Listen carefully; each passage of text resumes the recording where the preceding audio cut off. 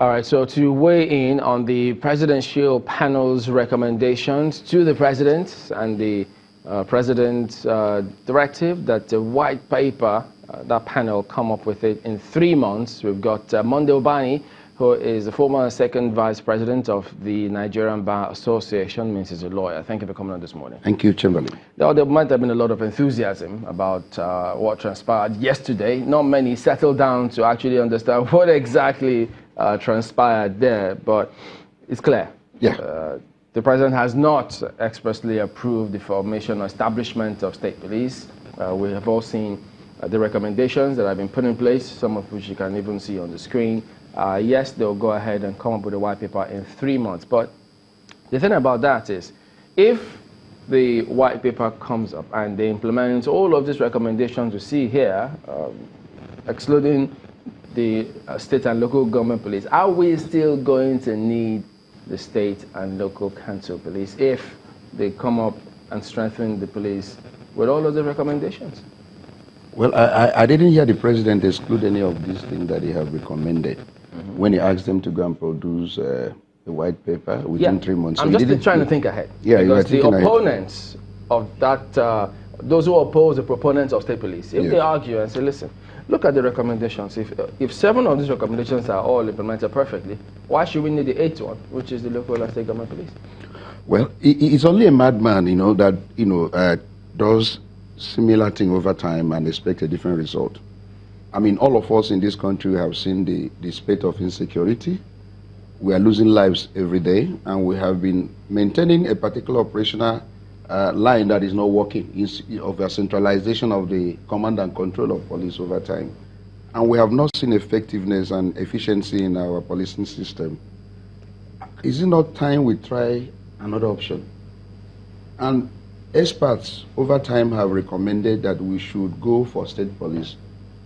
And recommendations upon recommendation by various committees on this issue, and we have not tried it. And we keep on maintaining the status quo, the same style from 1960 till date, and we have not been able to effectively police Nigeria. Rather, we are losing lives, properties and lives are not being protected. Of course, the primary responsibility of every government, which every person will quote, is that you must protect lives and property. And the moment you fail in that regard, then you have failed woefully, even in the issue of governance. So why don't we try this particular option that everyone is saying, look, let's try it and see whether we cannot be able to. But would there be any difference? Will there be any difference at the end of the day? Number one, if you say that we should try something else, on the one hand. On the second hand, if all these are recommendations, we go by them, will there be any difference whatsoever? If we go by this particular recommendation, especially the establishment of state and local government police, there would definitely be a difference. We're a federation. And it's only in Nigeria that you're operating a federation and you are using a centralized command and control. In the security arrangement, doesn't happen anywhere. Okay, look at other countries that are operating a federation. What method are they using? Let's look, for instance, America, that we talk about, we want to copy. What manner of operational strategy are they using in their policing system? It is this issue of decentralizing police, even to the extent that even the universities have their policing system. They count the states and then the federation. Now, if there are issues, between any conflict whatsoever, the FBI comes in. And over time, we have discovered that these things are working. So why is it that we have maintained a particular strategy, and that strategy is not, almost every day now we're hearing about that. I mean, today, I don't know whether you read what happened in Borno, that the same Boko Haram have come back again and then dismantled the police formation, army formation that is there. It's scary. When you make these submissions, I'm wondering if you also consider the element of corruption, because we cannot run away from that. At some point, Nigeria's police was adjudged one of the most corrupt organizations in the country. And if you backdate to the time of Tafa Balogun, who was the IGP at the time, one will wonder if there is true intent in fixing what is wrong with the Nigerian police force. Why not go backtrack? For instance, people have argued that backtrack to that era when Tafa Balogun was the Inspector General of Police and begin to address the issues from that point. Whenever you encounter a problem as a human being, the most important way is to ask what is the cause of the problem. You talk about corruption. What brings corruption in the police force?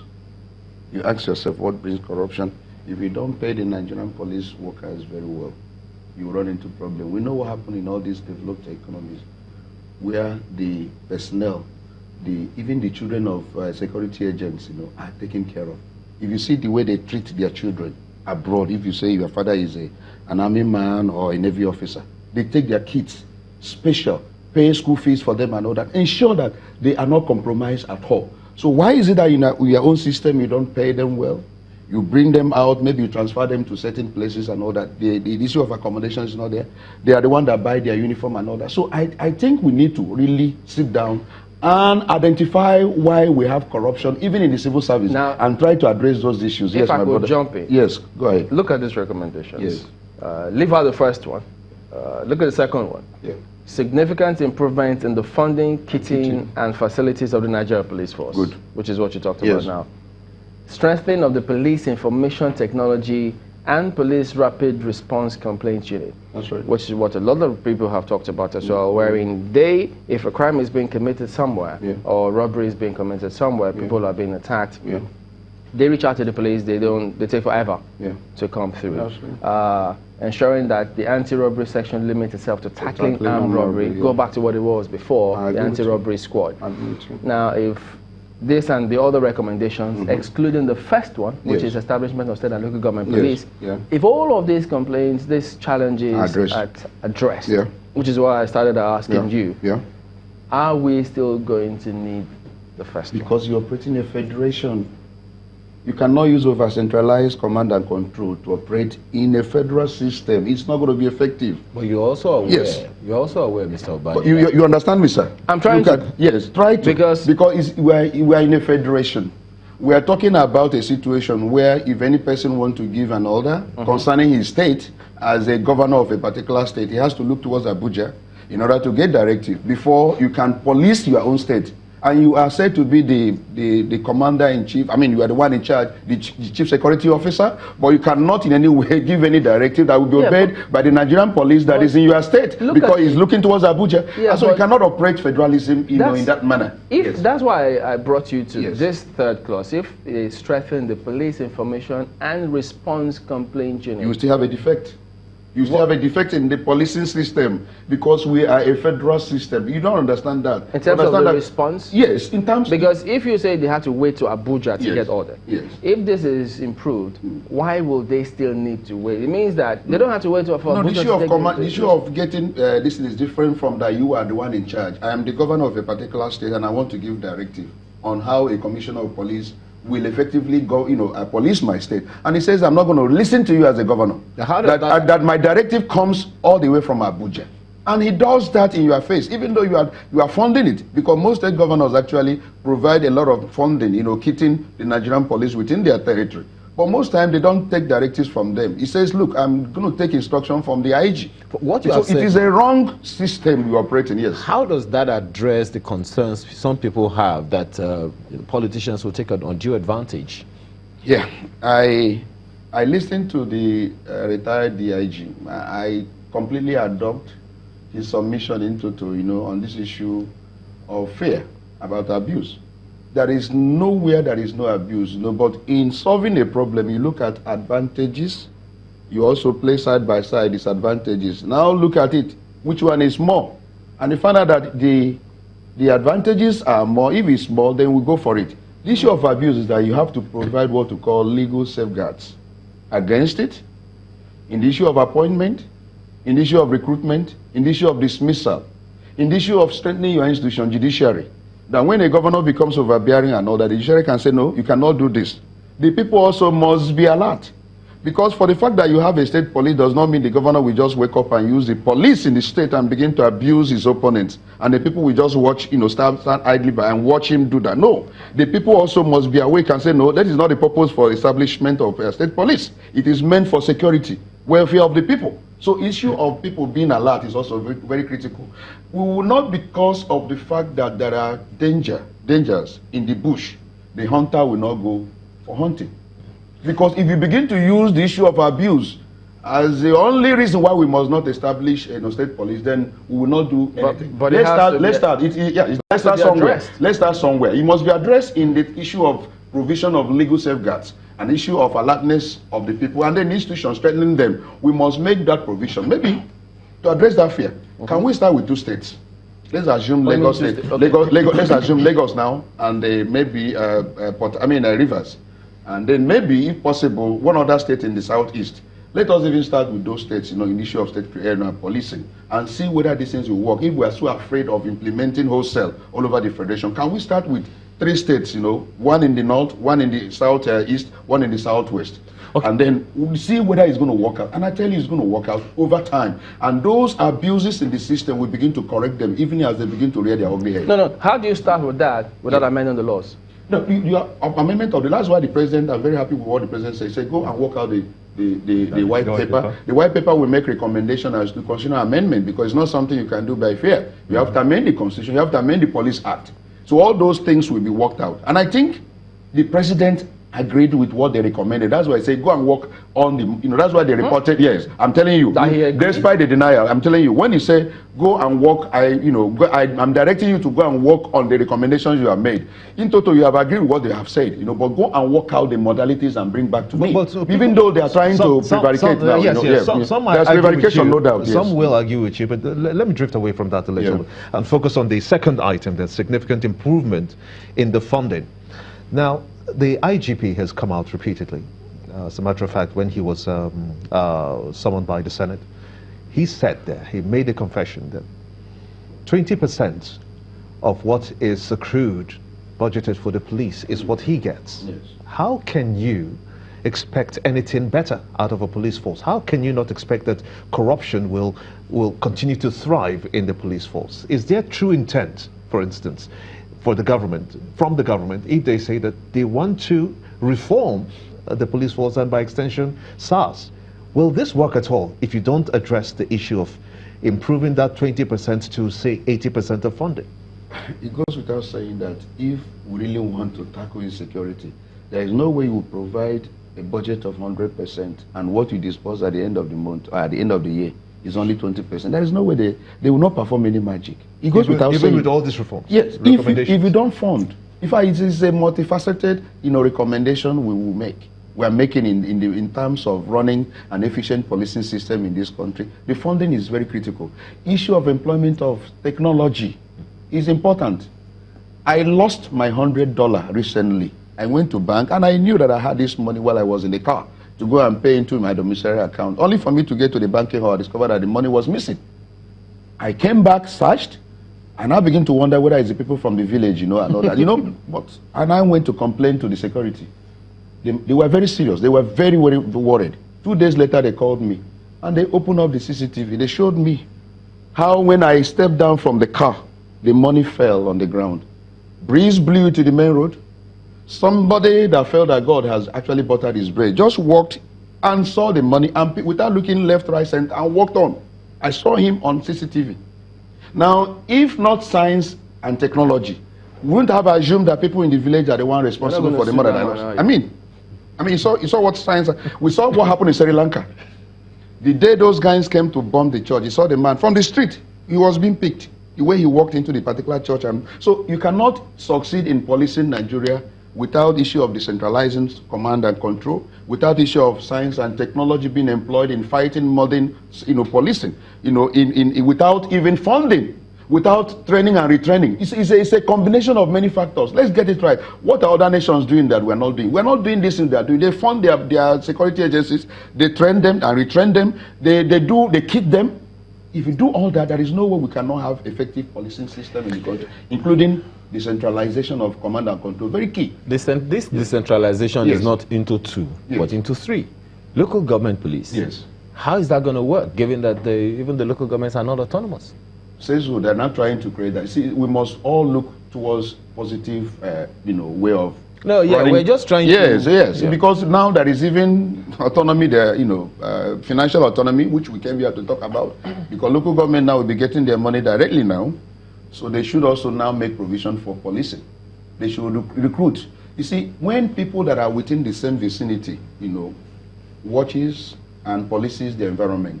They understand the environment, they understand the people, they know the bad boys, they know the bad girls, and they know how to fish them out.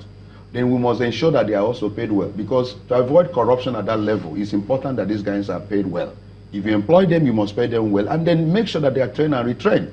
And then they must understand their primary responsibility is to, police the entire environment and keep the country safe. So if they have that orientation and clear understanding, I assure you, let's begin to do these things and begin to correct them, even as we begin to progress as a nation. I'm not saying it's going to be perfect. Immediately you implement it, everything is going to be, okay, no.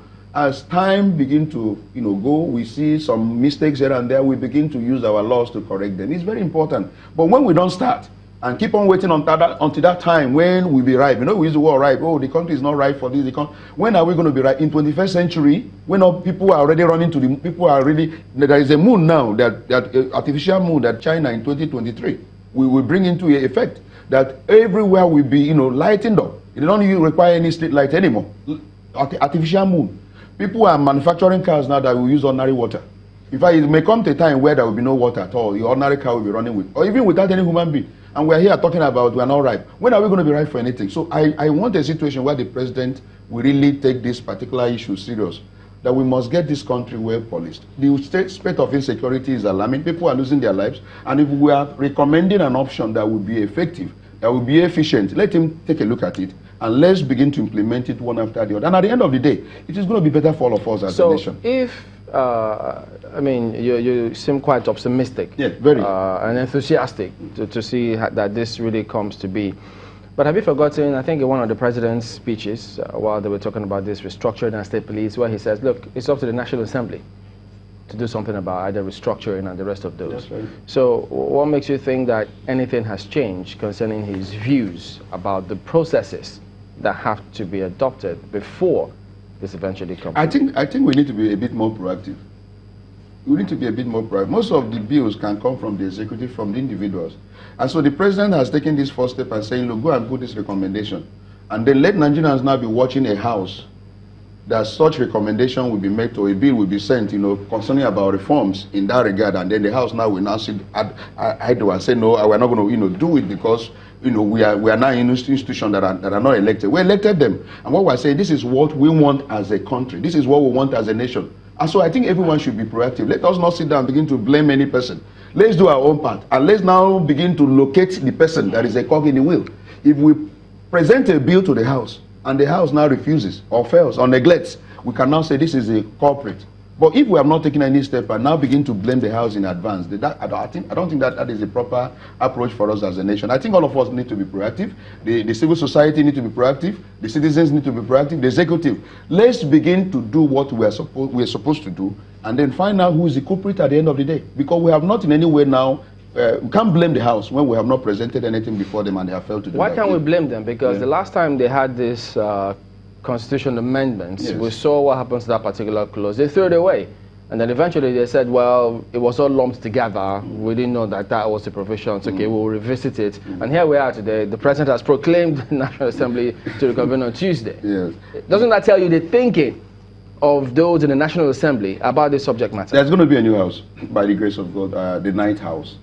And we're told that the ninth house will be different from the eighth house. I'm just telling you. A lot of those in the eighth house will be in the ninth house. And there are a new set of people that are also. In fact, the former speaker, I understand he's thrown his hat in the ring. He wants to there is a new speaker that is also being in contemplation.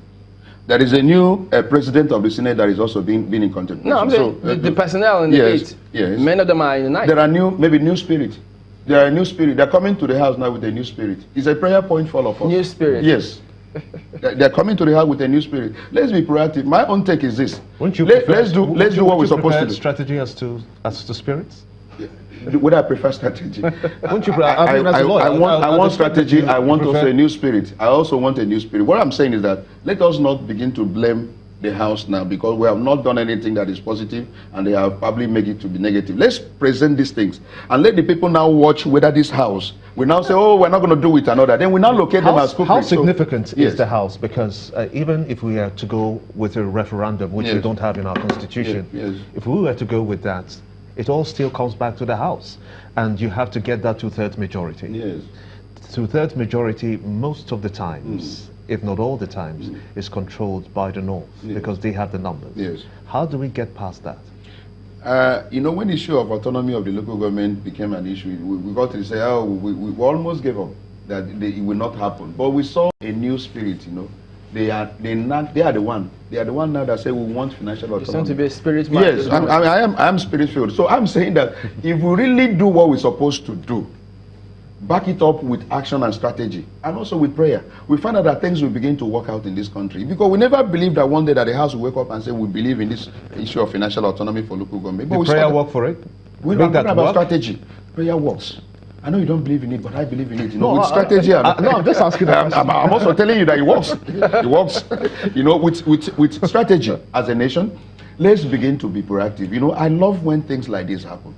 When a nation thinks forward, we must move this nation forward. We have done few things over time, and the thing is not working. Why don't we try other options? And this option I'm thinking is that let's go for local government. Let's go for state policing for effective how important policing is the perspective or the position of governors on this matter? You mean we should have state police? If I've heard some of them say, look, one governor say, look, if you allow me to handle state policing, I can assure you that the issue of insecurity, either the man in Zamfara, or I heard one of the northern governors just 2 or 3 days ago, that if we talk about state policing and he is actually in charge of the policing of his state, that whatever is happening now in his state will be a thing of the past, because he will be in charge. That's just one. That's one. There are many other governors who will want it, but the thing is, if they wanted it that much, yes, we've been talking about this for many years. Yeah. Why hasn't it come to be? It is better late than never. Anytime anyone wakes up, there's an Igbo proverb. No. It is his money. I'm saying if the governors wanted it, yes, don't you think that they would have been sure that they get it? But now. Do they want it? Now, yes, they do.